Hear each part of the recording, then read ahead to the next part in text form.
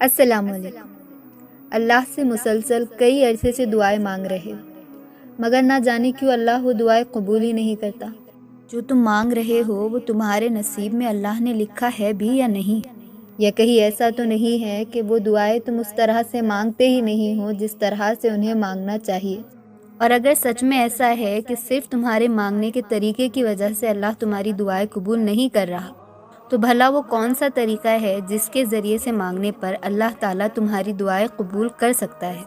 آج کی ویڈیو میں بات کریں گے اسی بارے میں، مگر اس سے پہلے ایک بہت ضروری بات بتاتی چلوں کہ اگر آپ تمام کی نظر میں کوئی ایسا شخص ہو جو گھر بیٹھے مہینے کا بالکل حلال طریقے سے 30 سے 40 ہزار کمانا چاہتا ہے، وہ میرے انسٹاگرام اکاؤنٹ پر مجھے ڈی ایم کرے۔ لنک میرے ڈسکرپشن باکس میں موجود ہے۔ ہمیں بس اللہ سے اپنی عرضیہ طلب کرنی آنی چاہیے۔ ہمیں اللہ سے اپنی بات منوانے کا سلیقہ آنا چاہیے۔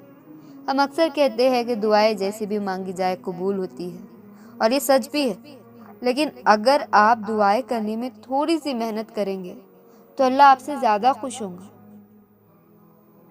ہاتھ پھیلا کر مانگنے والے اور ہاتھ نہ پھیلا کر مانگنے والے میں کچھ فرق تو ہوتا ہے نا۔ آپ کا عمل ہی آپ کی شدت کو بیان کرتا ہے، اور جب آپ نماز پڑھ کر ہاتھوں کو اٹھا کر اللہ سے دعا مانگتے ہیں تو آپ یہ ظاہر کرتے ہیں کہ آپ نے رب کو اپنا بادشاہ مان لیا ہے اور اپنی ہار تسلیم کر لی ہے۔ ظاہر ہے کسی بھی ایرے غیرے کے آگے تھوڑی نہ ہاتھ پھیلائے جاتے ہیں۔ ہاتھ تو صرف اس کے سامنے پھیلائے جاتے ہیں جس پر مان ہوتا ہے، اور جب اللہ کو پتہ ہوتا ہے کہ آپ مان کے ساتھ آئے ہیں تو وہ اس مان کا بھرم کبھی نہیں ٹوٹنے دیتا۔ اور پھر ہاتھوں کو دعا کے لیے اٹھانے کے بعد آپ نے فوراً اپنی خواہشیں نہیں اللہ کو گنوانے لگ جانا، جیسے آپ صرف اسی مطلب کے لیے آئے، بلکہ سب سے پہلے اللہ کی بڑائی بیان کرنی ہے۔ اور اللہ کی بڑائی بیان کرنے کی سب سے خوبصورت سورہ سورۃ الفاتحہ ہے۔ دعاؤں کے آداب سکھاتی ہے، کیونکہ سورۃ الفاتحہ اپنے آپ میں ہی سب سے بڑی دعا ہے۔ پھر درود شریف پڑھنا، کیونکہ جب تک آپ اللہ کے محبوب کو راضی نہیں کریں گے تب تک اللہ راضی نہیں ہوگا۔ اور علی رضی اللہ تعالیٰ عنہ نے فرمایا کہ جب تک نبی کریم صلی اللہ علیہ وسلم پر درود نہ پڑھا جائے تب تک ہر دعا روک لی جاتی ہے۔ آپ نے پہلے دعاؤں کا راستہ بنانا ہے، پھر ہی تو دعائیں منزل تک پہنچیں گی۔ اور پھر جو دل چاہے مانگے، بے پناہ مانگے، بے انتہا مانگے، اور انشاءاللہ اللہ ضرور قبول کرے گا۔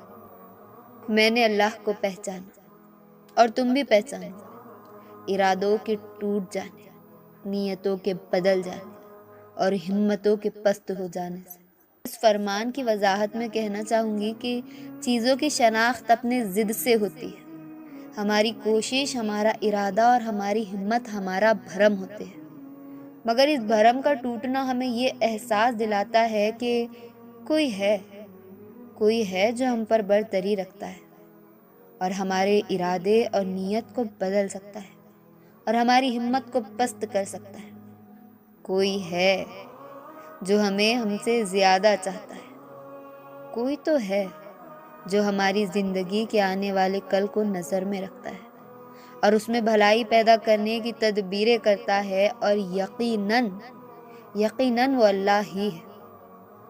ہم انسان اپنی سوچ، اپنے مفاد اور اپنی خواہش کے مطابق پیدا ہونے والے حالات کو اچھا برا جو بھی سمجھتے ہو، مگر اللہ کی طرف سے ان میں انسان کے لیے بھلائی ہی ہوتی ہے۔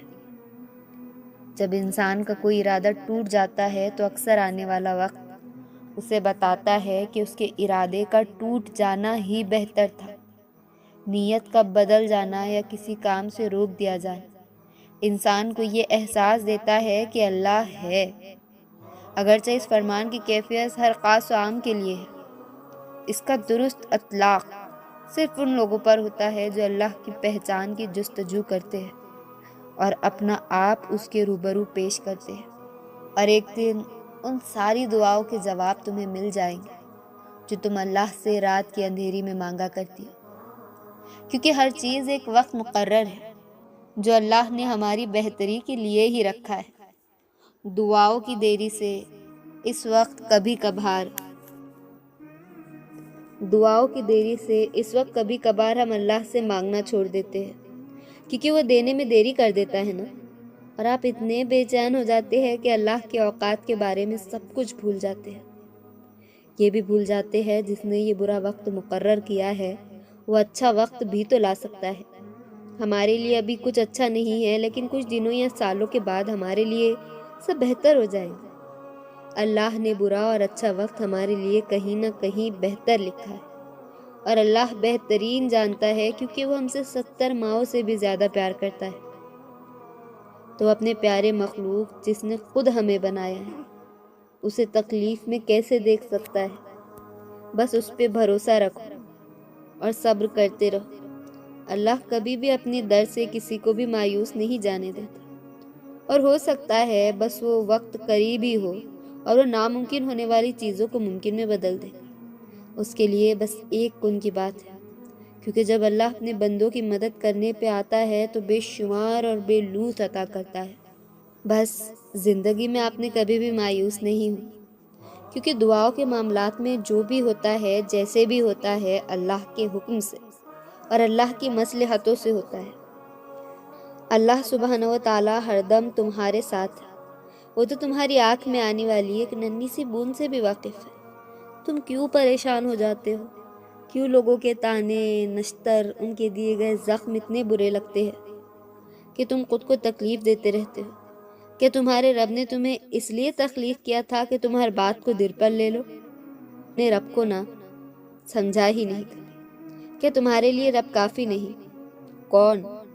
رب، ہاں، دو جہانوں کا رب کائنات، رحمان و رحیم، مالک ارض السماوات، معبود برحق، صاحب عزت و جلال، دانا و حاکم۔ تمہیں لگتا ہے کہ وہ تمہیں بے یار و مددگار چھوڑ دے گا؟ کہ تم جانتے ہو کہ اللہ کو سب سے زیادہ کیا پسند ہے تمہارا اظہار کرنا۔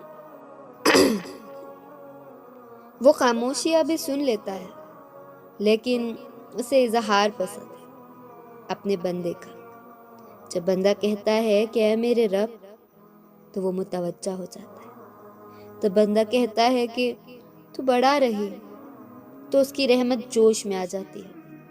جب بندہ کہتا ہے کہ اے اللہ مجھے معاف کر دے، تو وہ معاف کر دیتا ہے۔ جب بندہ گڑ گڑا کر کچھ مانگتا ہے اپنے رب سے تو وہ قبول کر لیتا ہے۔ وہ صرف یہ چاہتا ہے کہ تم اس کے پاس آؤ اور یقین کرو کہ اللہ نے تمہاری چاہت تک لے جانے کے ذریعے بوقت پہلے سے بنا رکھی ہے، مگر وہ چاہتا ہے تم خود ان تک آؤ تاکہ تم یقین رکھنا سیکھ سکو اور صبر سے تمہاری آشنائی ہو۔ ہر چیز نے واپس لوٹ کر ہی آنا ہے۔ جو نصیب میں لکھا ہے وہ ہر حال میں ہر قیمت پر مل کر رہنا ہے۔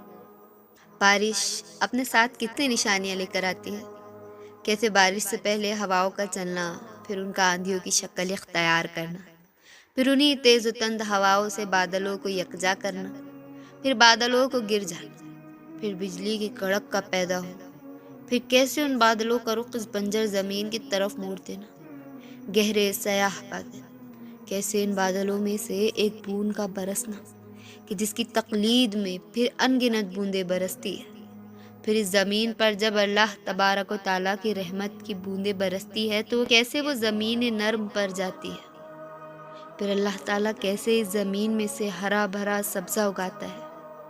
پھر اسی کے حکم، فضل و مہربانی سے وہ کیسے زمین آباد ہو جاتی ہے۔ بے شک اس میں نشانی ہے ہر اہل عقل اور اہل علم والے کے لیے۔